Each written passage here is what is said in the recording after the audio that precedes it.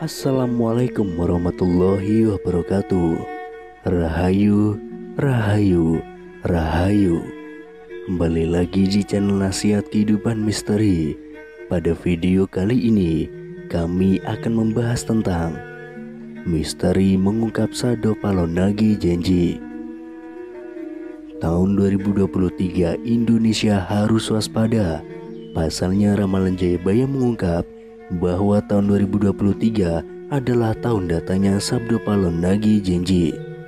Sabdo Palonagi Genji ini diyakini sebagai tanda akan terjadinya kekacauan atau bencana alam yang akan terjadi di berbagai daerah. Wong Cowo wis ilang cowone adalah ungkapan Jayabaya yang menyebut tanda-tanda Sabdo Palong datang, memomong masyarakat Jawa yang sudah kehilangan spiritualitasnya. Berdasarkan ramalan Jayabaya mengungkapkan bahwa masyarakat Jawa menunggu datangnya masa Sabdo Palonagi Genji. Kemudian kekacauan merajalela di mana-mana. Tercatat dalam ramalan Jayabaya, dalam serat Sabdo Palon Pupuk 4 bersumpah akan muncul kembali sebagai pamomong tanah Jawa setelah 500 tahun runtuhnya kerajaan Majapahit.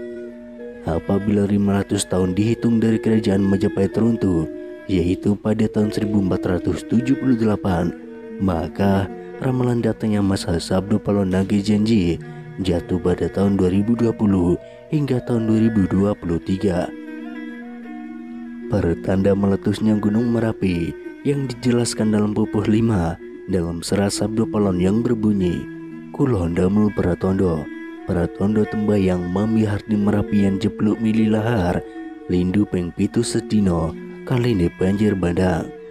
Yang artinya, saya akan membuat pertanda sebagai janji teguh saya apabila Merapi sudah meletus, mengeluarkan lahar, dan terjadi gempa bumi 7 kali dalam sehari, serta banjir bandang akan datang. Dalam serat Sabdo Palon Pupuh 13 disebutkan akan ada ombak menggada daratan, yang artinya merujuk pada sebuah bencana tsunami.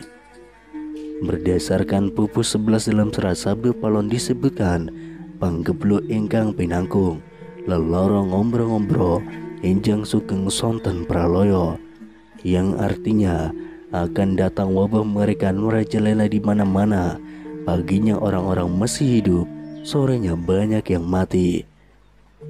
Selain itu, akan ada juga kejadian sosial di mana perpolitikan akan memanas di tanah Jawa sehingga Indonesia menjadi carut marut.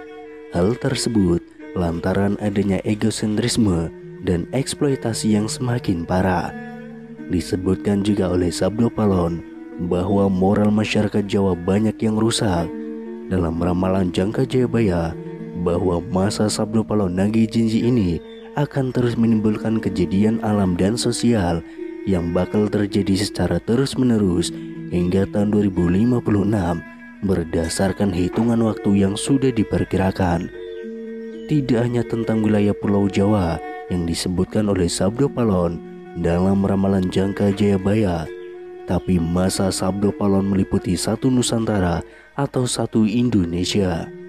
Itu artinya dari Sabang sampai Merauke diramalkan sama-sama akan mengalami kejadian bencana alam dan sosial yang sama. Datangnya rentetan peristiwa tersebut akan terjadi secara beruntun atau silih berganti dan tidak menentu. Perlu diketahui, Sabdo Palon merupakan tokoh legendaris, pandita, penasihat kerajaan Majapahit, penguasa terakhir yang beragama Buddha dari kerajaan Majapahit di Pulau Jawa. Beberapa ramalan Jayabaya terbukti pada beberapa dekade terakhir.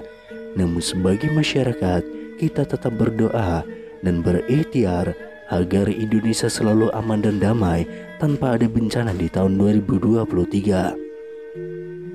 Sabdo Palonagi Genji ini berawal saat Pulau Jawa dikenal angker pada zaman dahulu, hingga Syekh Subakir yang diutus untuk menyebarkan agama Islam harus menghadapi tantangan hingga membuat perjanjian Sabdo Palon dengan penguasa Ki Semar Badranaya.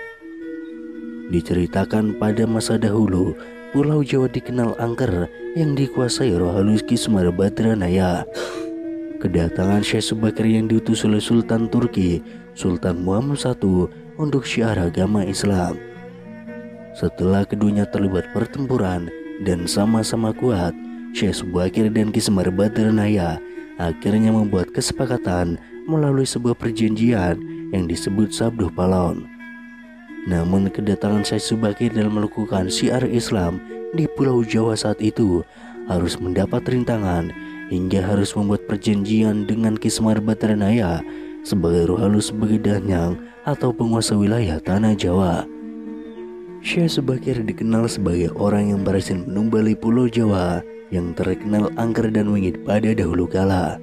Saat itu Sultan Turki, Sultan Muhammad I, mendapatkan petunjuk untuk melakukan penyebaran Islam di Pulau Jawa, sebuah tempat di tanah Jawa yang dalam pengaruh magis begitu kuat. Mulai dari jin hingga setan menghuni setiap sudut tanah Jawa yang saat itu masih berbentuk hutan belantara. Diutuslah rombongan para alim ulama untuk mendatangi Pulau Jawa guna melakukan syiar Islam. Namun alangkah terkejutnya Sultan Muhammad I karena hampir seluruh rombongan tersebut tewas akibat perbuatan para lelembut penduduk tanah Jawa yang tidak mau menerima ajaran Islam. Namun petunjuk harus dijalankan sehingga utusan berikutnya dikirim ke Pulau Jawa yang angker itu. Sosok utusan itu terkenal alim, ahli ruqyah, memiliki kemampuan untuk berinteraksi dengan dunia gaib. Bahkan sosok ini memiliki keahlian dalam membabat tanah yang angker. Dialah Syekh Subakir yang memiliki nama asli Syekh Tambu Ali bin Syekh Bakir yang berasal dari tanah Persia atau yang sekarang lebih dikenal dengan negara Iran.